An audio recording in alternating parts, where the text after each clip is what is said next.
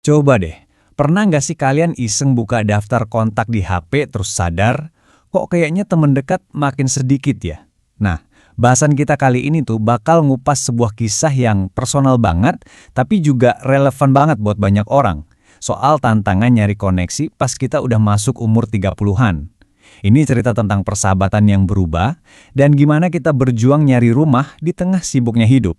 Pertanyaan ini intinya dari semua obrolan kita. Bayangin aja, kalian masuk dekade baru, semangat baru, tapi tiba-tiba dunia sosial yang kalian kenal udah nggak sama lagi. Teman-teman yang dulu tinggal colek sekarang punya prioritas lain, keluarga, kerjaan.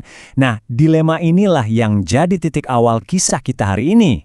Jadi ceritanya tuh dimulai dari satu momen yang lumayan nyelekit.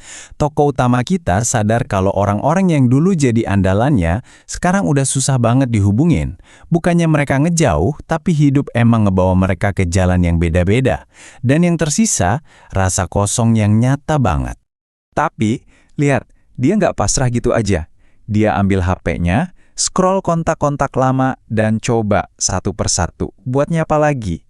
Kita bisa ngerasain loh harapannya di setiap pesan yang dikirim. Harapan buat nyalain lagi api pertemanan yang dulu. Ini langkah pertama yang rasanya optimis banget kan?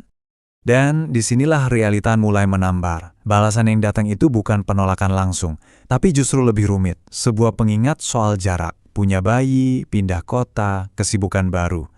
Persis kayak yang dia bilang, 3 kehidupan baru dalam satu pesan. Tiba-tiba, jurang antara hidup dia dan hidup teman-temannya kerasa dalam dan susah banget buat diseberangin.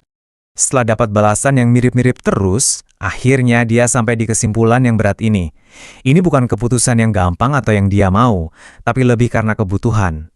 Sadar kalau dia harus mulai dari nol lagi, itu jadi titik baliknya yang maksa dia buat keluar dari zona nyaman. Oke, dengan semangat baru, dia coba peruntungannya di dunia nyata. Tapi ya gitu, seperti yang bakal kita lihat, nyari temen baru di umur 30-an tuh rasanya kayak ngalamin serangkaian interaksi canggung yang benar-benar nguji mental. Ternyata, nggak segampang itu. Nah, momen ini dalam banget loh. Cuma ngobrol singkat soal alat di gym, sesuatu yang harusnya sepele, malah jadi puncak interaksi sosial dia selama seminggu penuh. Kalimat itu tuh ironis sekaligus sedih banget dan nunjukin betapa terisolasinya perasaan dia saat itu. Nah, ini nih yang bikin nyesek. Di sini kita benar-benar lihat gap yang jauh banget antara harapan sama kenyataan. Di satu sisi, ada niat tulus buat nyari koneksi, entah itu temen nge-gym atau mungkin calon pasangan, tapi di sisi lain, realitanya dingin banget. Usahanya buat nyambung malah dibalas sama interaksi yang sifatnya transaksional. Ini kayak cerminan gimana interaksi zaman sekarang kadang bisa terasa dangkal banget. Setelah gagal berkali-kali, cerita kita pindah ke sebuah bar. Dan di sini untuk sesaat kayaknya ada harapan baru. Ada potensi koneksi yang tulus dan itu ngebuat suasana jadi tegang sekaligus penuh harap. Kayaknya kali ini bakal beda nih. Percakapannya ngalir lancar banget. Ada bercandaan, ada yang nawarin minuman, bahkan ada ajakan yang menjanjikan. Semuanya kelihatan sempurna. Kita bisa ngerasain optimisme tokoh kita mulai balik lagi. Mungkin kali ini usahanya berhasil. Dan jeder. Gitu aja, momennya langsung buyar. Sebuah interupsi yang kelihatannya sepele ternyata bisa langsung menghancurkan semuanya. Lihat deh betapa rapuhnya koneksi yang baru mau dibangun. Orang yang tadi ngajak dia ngobrol tiba-tiba hilang dan tokoh kita balik sendirian lagi. Bahkan kursinya pun diminta orang. Wah, ini pukulan telak yang bikin dia makin putus asa. Udah cukup? Setelah berkali-kali mencoba dan gagal di dunia nyata yang rasanya dingin dan penuh penolakan, tokoh kita akhirnya sampai di batas kesabarannya. Dia mutusin buat mundur ke sebuah ruang yang dia kenal baik dan bisa dia kontrol, dunia game. Pertanyaan ini jadi kayak jeda di cerita kita. Terus gimana dong? Setelah semua usaha itu gagal, apalagi coba yang bisa dilakuin?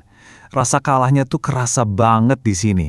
Ini momen buat kita semua mikir, apa masih ada jalan buat dia nemuin koneksi? Dan ini poin pentingnya, ini bukan lagi soal nyerah gitu aja ya. Ini adalah sebuah keputusan sadar. Dia secara aktif memilih kenyamanan dunia game yang bisa diprediksi daripada stres dan ketidakpastian di dunia nyata. Kelihatannya sih kayak menyerah, tapi ternyata ini adalah langkah pertama menuju sesuatu yang sama sekali nggak dia duga.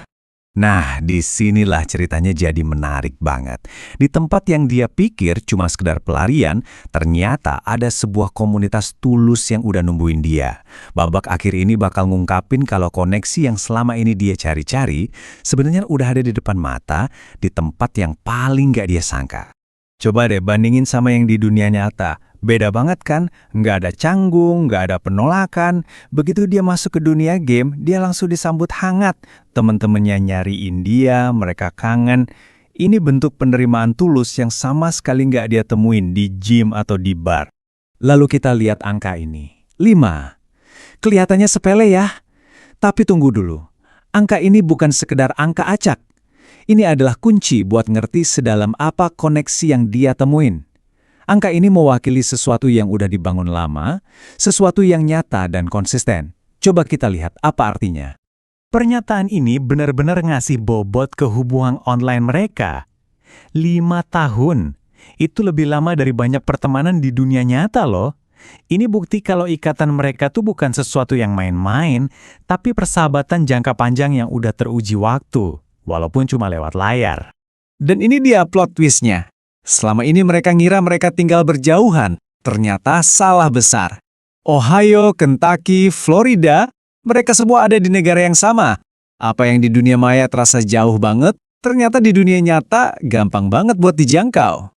Akhirnya, ini dia akhir yang kita tunggu-tunggu. Usul buat ketemuan di dunia nyata langsung disambut antusias. Nggak ada ragu, nggak ada alasan. Setelah perjalanan panjang mencari koneksi, dia akhirnya berhasil. Dan sekarang, persahabatan itu siap buat melangkah dari dunia digital ke dunia nyata.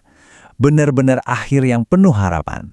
Kita tutup bahasan ini dengan sebuah pertanyaan buat kita renungkan bareng-bareng. Kisah ini ngajak kita buat mikirin lagi, apa sih arti komunitas dan persahabatan buat kita? Mungkin koneksi yang paling tulus itu nggak selalu ditemuin lewat cara-cara biasa. Bisa jadi koneksi itu justru nungguin kita di tempat di mana kita bisa jadi diri kita sendiri seutuhnya, walaupun tempat itu ada di dunia maya.